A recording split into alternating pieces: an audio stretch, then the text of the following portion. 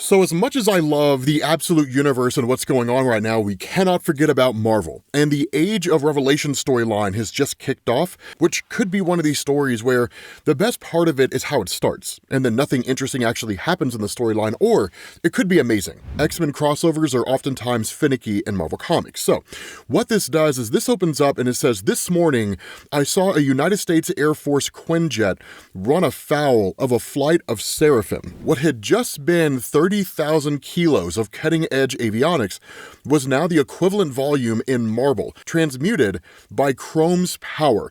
Now, this is interesting, right? There's a couple things to take away from here, for those of you guys who don't know. Number one, the Seraphim and the Chearaphim are an actual group in Marvel Comics, and in fact, they are mutants that were believed to be angels and demons at one point in humanity's early history. For example, Angel and Nightcrawler are believed to descend from these groups, in fact, with Nightcrawler's father, Azazel, being a member of these groups. So it's one of these interesting bits of history with Marvel. It's incredibly obscure and probably couldn't hurt to cover it at some point. But Chrome in particular is interesting here. Chrome was introduced in X-Men Volume 2, issue number 1. He died 2 issues later in issue number 3. I'm not aware that Chrome returned during the Krakoa age. It's entirely possible that he did. But the fact is, Alan had the ability to basically transmute matter. So he could turn any element into any other element, which is how he turns this jet into marble. And that's what we're told. Its companion soon followed in its wake. Turned to burning chaff by Hellion, Dragonus, and Strobe. It gouged the earth with its impact, striking at its enemy even in death. For make no mistake, this land is the enemy of the human.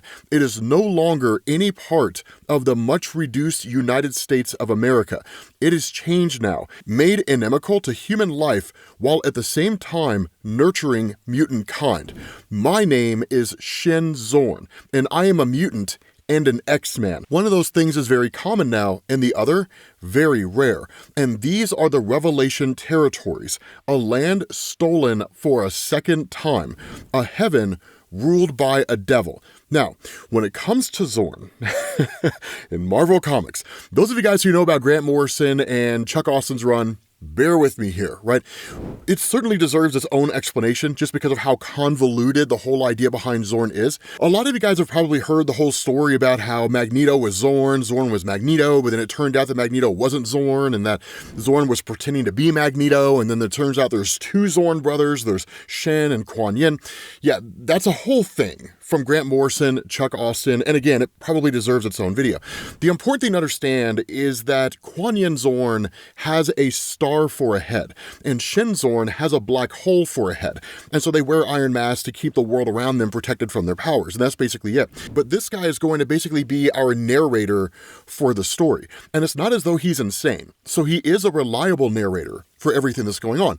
And he kind of tells us how we got to this point. He says, it's commonly agreed upon that everything that happened over the last decade originated from a single event, a single moment that marked year 0 of the Age of Revelation, when Douglas Ramsey, Revelation, came to Alaska and joined the X-Men. Now, here's what he's talking about here, right? So a lot of you guys remember the Krakoa Age, and you may or may not remember that at the end of the Krakoa Age, Apocalypse just reverted back to being his normal self, because the fall of the House of X and all that kind of stuff was basically just Marvel undoing everything that happened at Krakoa in order to kind of bring the X-Men more in line with what the Marvel Cinematic Universe wanted to do. So again, comics copying the movies instead of the movies copying the comics.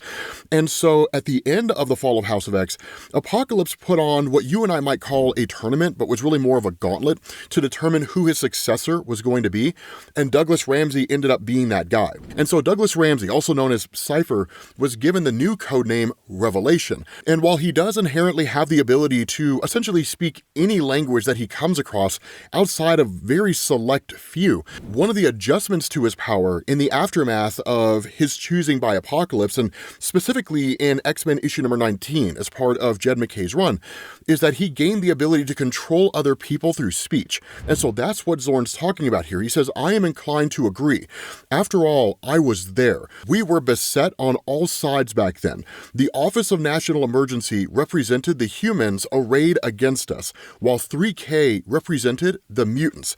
I agreed with Cyclops. Revelation and his entourage brought with them strength. And for mutants, strength has always been equated with safety.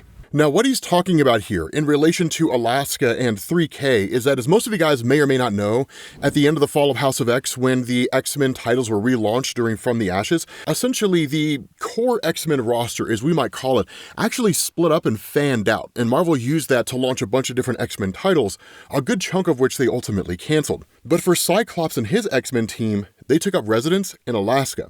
3K was an organization that was introduced during the first volume of Jed MacKay's run, where they were basically people that were jump-starting mutant genes or depositing mutant genes into other people.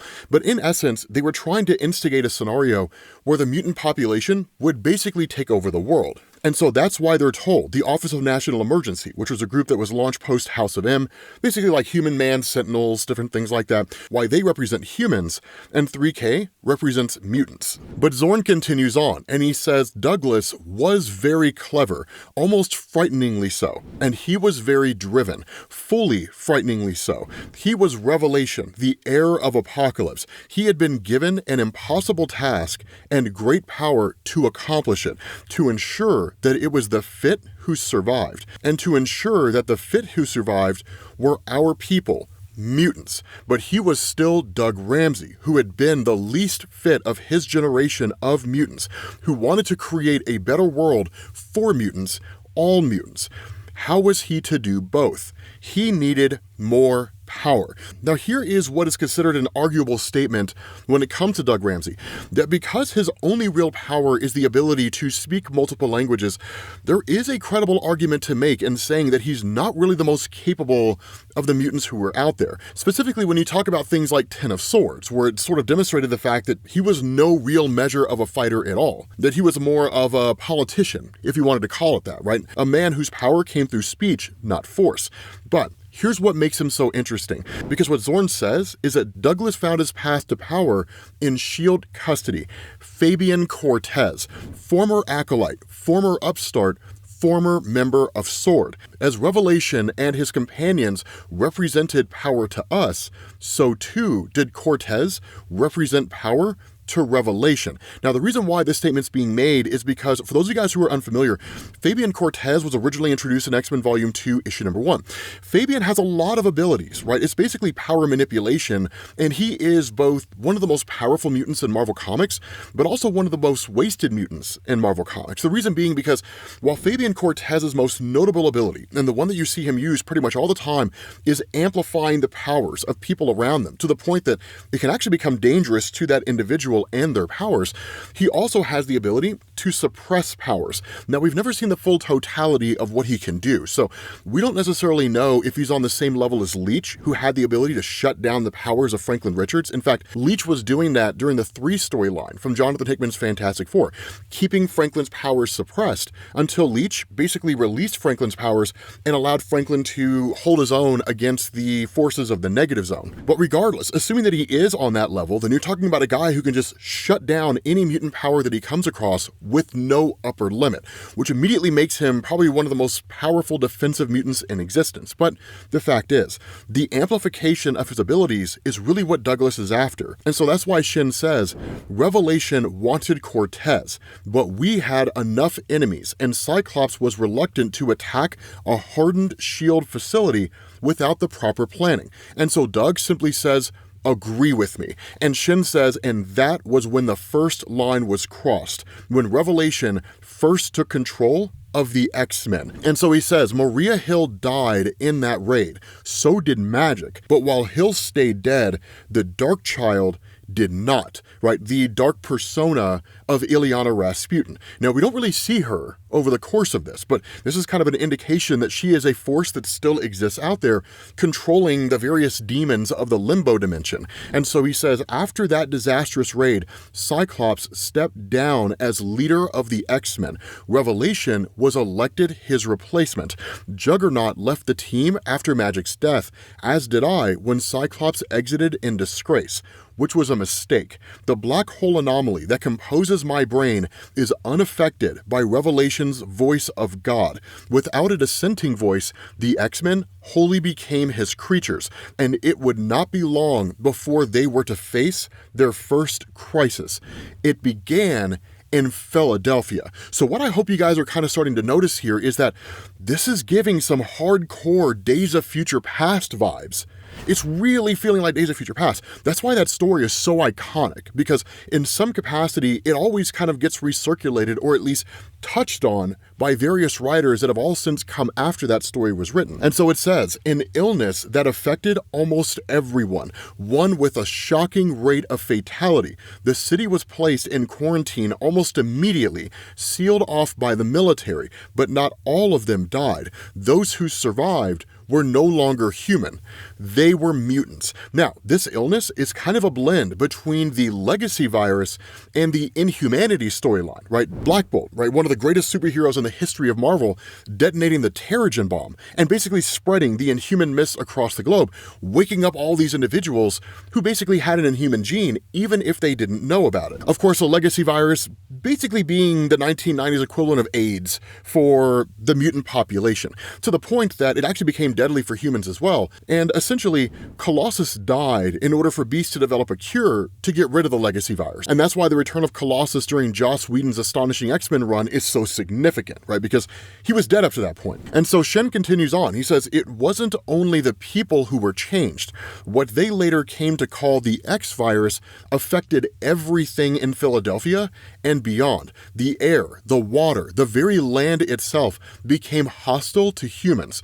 The X virus was an aggressive environmental terraforming agent. Soon, the only people who could survive in Philadelphia were the mutant survivors of the X virus. A nationwide state of emergency was declared, and leading the relief efforts were the X-Men. Responsibility for the X virus was quickly placed on the shoulders of the gene terrorist organization 3K that had previously claimed responsibility for creating new mutants from abducted humans. It appeared they had simply expanded their methods. Revelation quickly became a kind of messiah to this new population of mutants. He began to further alter this changed environment to care for them. With Cortez magnifying his power, Revelation could not only speak to conscious minds, but to the very components of living things, coaxing and cajoling them to change according to his design. He forced the land to provide food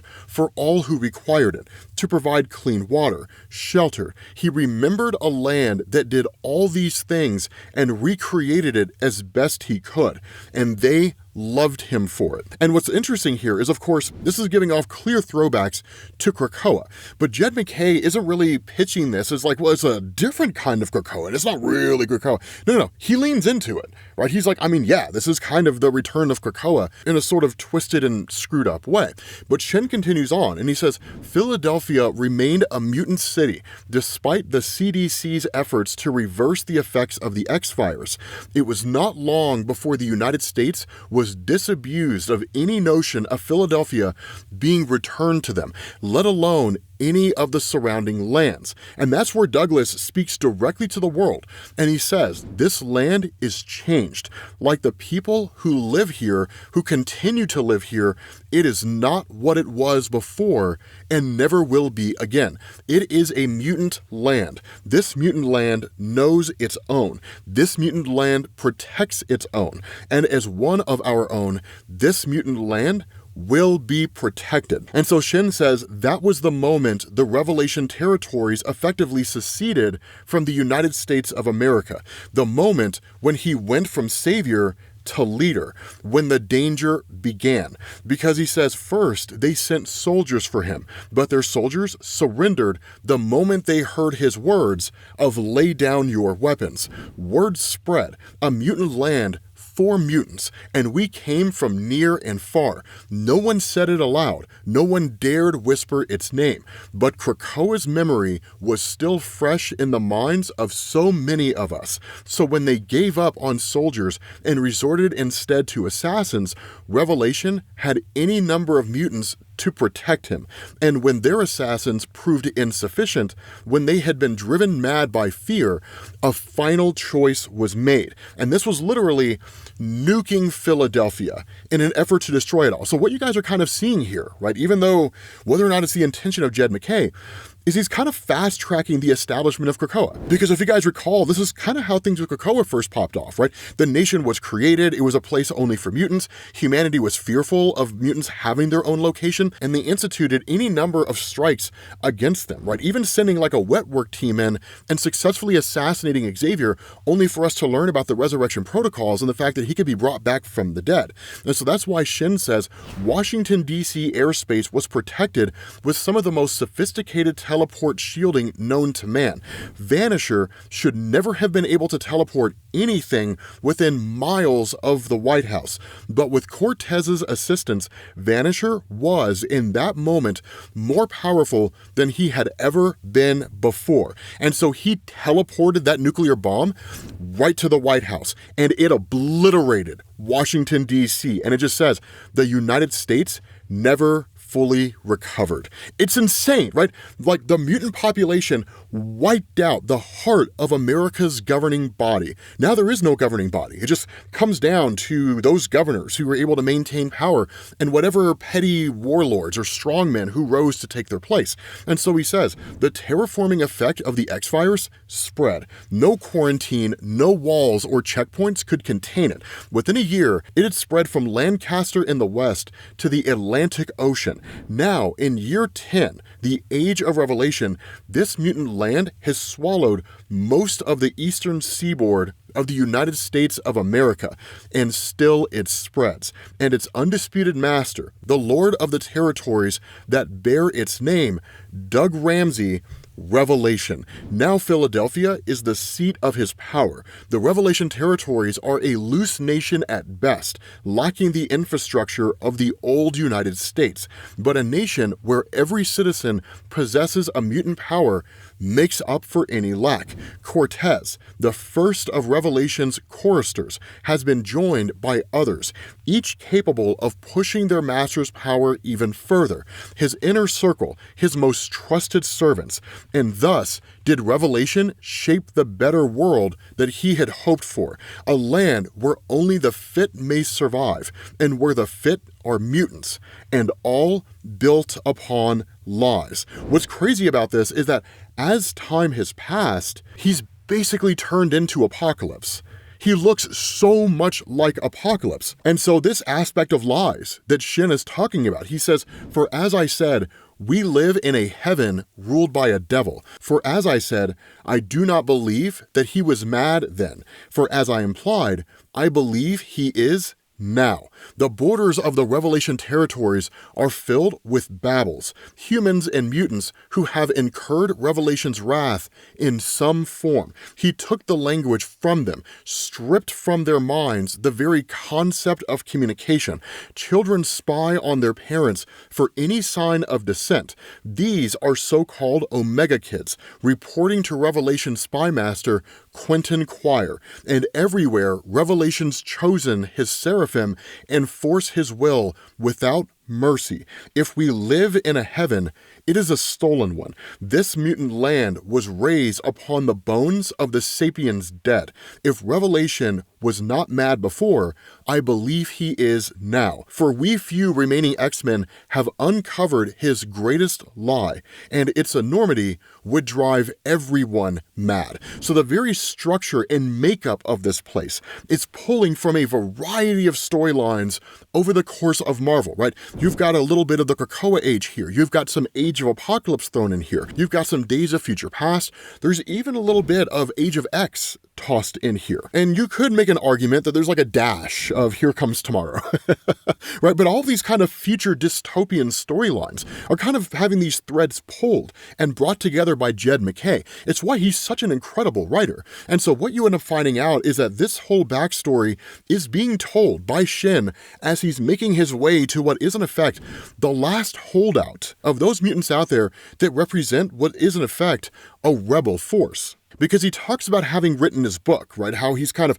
telling this bit of history from Age of Revelation year 0 to now. But the reason why this whole history book is being written in the first place is given to us when Cyclops emerges and he says, good, right, he'll need to get up to speed when he gets here, because if we're going to set things to rights, my younger self is going to need to know what happened and how this is all his and our fault. And that's why I say it could be that Age of Revelation is one of these stories where the best part of it is this, and nothing really interesting takes place over the course of the rest of it, simply because right out of the gate, they're invoking time travel. Right, they're going to be using time travel to basically solve all the problems and prevent the story from ever happening in the first place, which whenever you're talking about dystopian alternate realities, that's usually what happens anyway. So again, it could kind of go either way on the quality of the story, but I'm excited to find out. Truth to tell, guys, right? Like, I'm kind of interested in the X-Men again after Marvel killed my interest with the fall of House of X. So